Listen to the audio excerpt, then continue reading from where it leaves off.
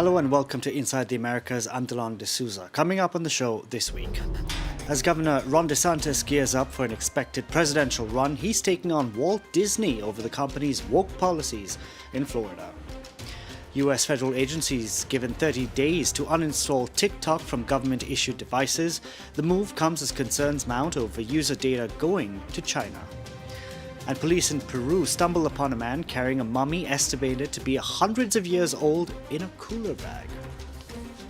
But first, Florida Governor Ron DeSantis has signed a bill giving him control of Walt Disney World's self-governing district. A 5-member board will now be appointed to oversee the government services provided in the state's Disney properties. DeSantis taking aim at Disney over the company's opposition to Florida's Don't Say Gay law. The move also comes ahead of an expected announcement of a presidential run. Kathy Clifford reports. The kingdom seized in the name of war against the woke agenda. On Monday, Florida Governor and potential 2024 Republican presidential candidate Ron DeSantis signed a bill that drastically changes how Disney's Florida theme park will be governed. For the past 5 decades, a special tax district has allowed the 100-square-kilometer park to operate with a high degree of autonomy, exempt from most state regulations. Disney loses self-governing status. The state of Florida is the new sheriff in town. Our vision is, okay, yes, Disney no longer has its own government, but you got to ensure that all these laws are applied. You got to ensure the debt is paid, and you got to ensure the fair share of taxes are paid. The new law authorizes the government to appoint 5 supervisors to oversee municipal services there. Last year, Disney publicly clashed with DeSantis over a law that restricts classroom teaching on gender and sexual orientation. The new legislation is seen by many political analysts as retaliation. It plays into a wider culture war political strategy being employed by some within the Republican Party. We in Florida will never, ever surrender to the woke mob. This analyst says it could be successful in the short term, but brings with it risks.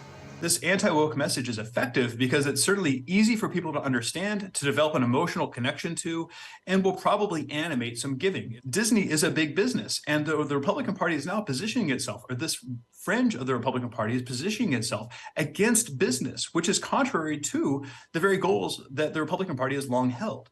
And so this is delicate. Disney has said it won't fight the reforms. Federal agencies in the United States have been given 30 days to uninstall TikTok from government-issued devices. The move comes as concerns mount that its parent company ByteDance would give user data to the Chinese government. China says government-issued bans on apps were tantamount to an abuse of state power, but Beijing, for its part, bans Facebook, Instagram, Twitter, and YouTube. Peter O'Brien reports. More than 200 million people have downloaded TikTok in the US and Canada, including 2/3 of American teenagers. But officials in both countries have been told to delete it. China's foreign ministry has had enough of what it calls an unreasonable suppression of a Chinese company, without mentioning the fact that China blocks access to many foreign social media like YouTube, Twitter, Facebook, and Instagram. The United States, the world's #1 superpower, is so afraid of a mobile phone application that young people like so much that they completely lack self-confidence. The 30-day deadline for US federal agencies to get rid of TikTok from government devices comes amid similar moves from more than half of US states, several US universities, the European Commission and the European Parliament, and the Canadian government.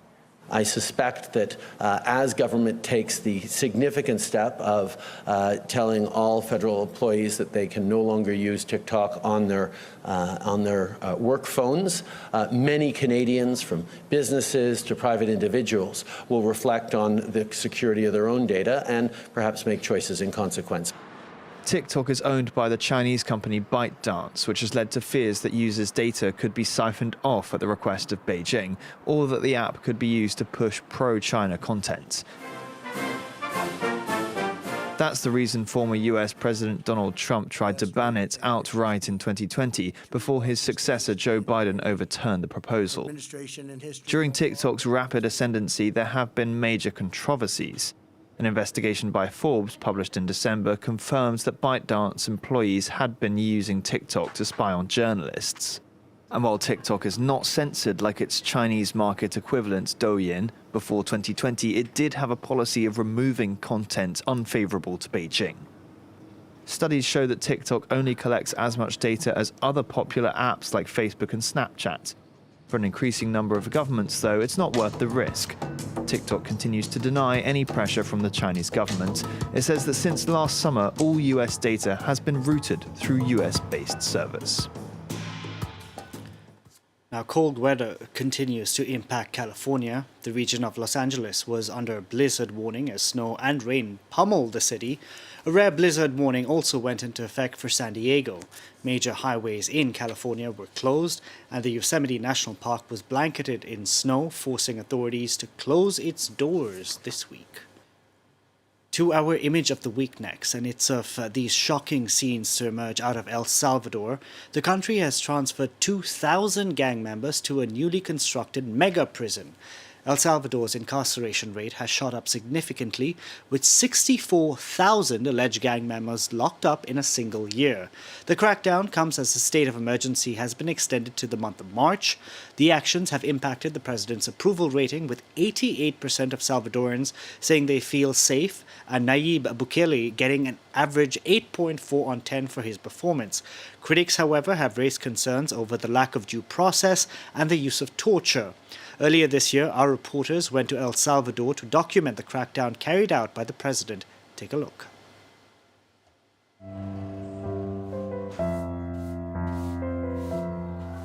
Tomasa and her husband wanted to testify openly.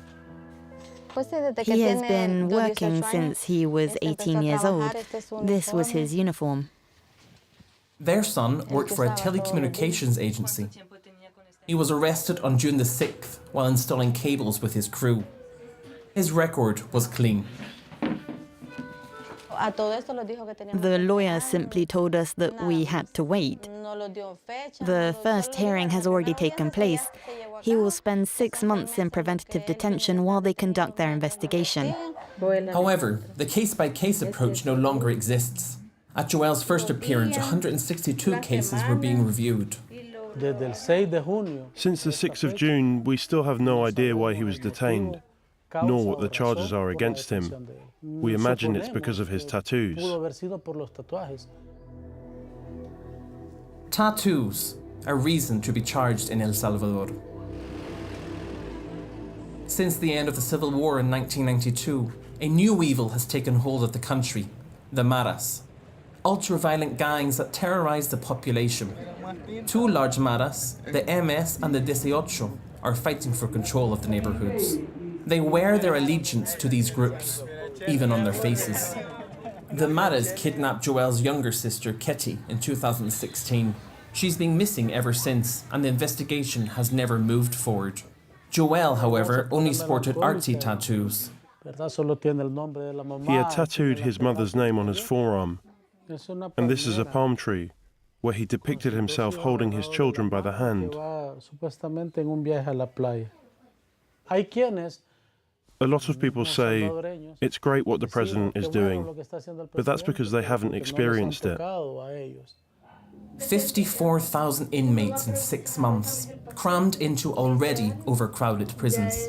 The families have no right to visit, but they have to ensure the provision of white clothes, toilet paper, food, and even cleaning products. But the worst thing is not knowing how he is.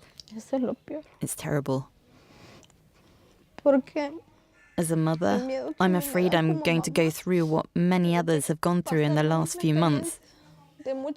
When they came to try to get news, they were told that their sons were dead, and they were returned in body bags. Human rights groups are caught in a flood of complaints about arbitrary detentions or unexplained deaths in prisons.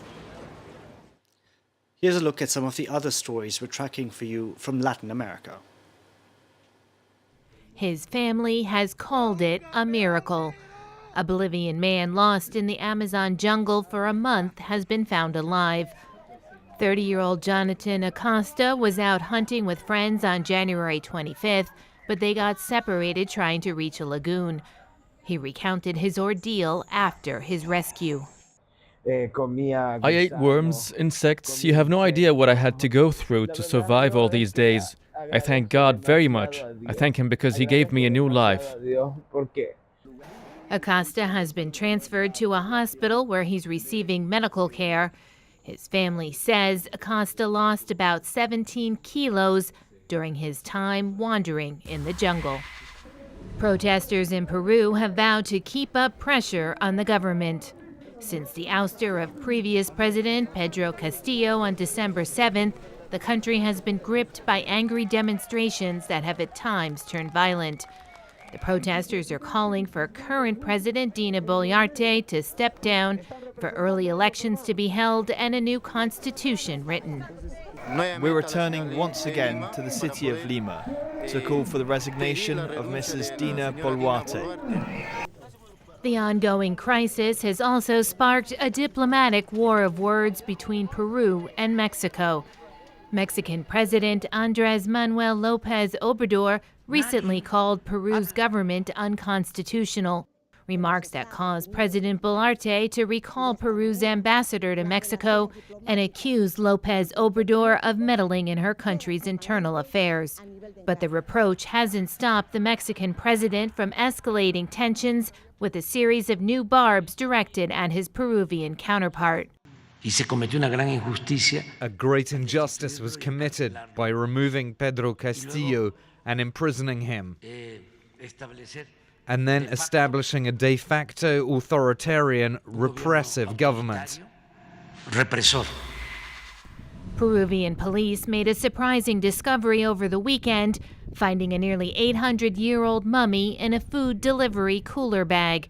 The ancient remains were found after police saw a group of men drinking in a park in the southern city of Puno. One of the men said the mummy had been in his family for 3 decades and that he's named it Juanita. It sleeps in my bedroom with me. There's my bed, the TV set, and next to it, there's Juanita. I take care of her. She's like my spiritual girlfriend. The mummy is now in the custody of the Culture Ministry, while the delivery man, Julio Cesar, remains in detention while investigators review the case. That's it for this edition of Inside the Americas. From all of us on team, thank you very much for watching.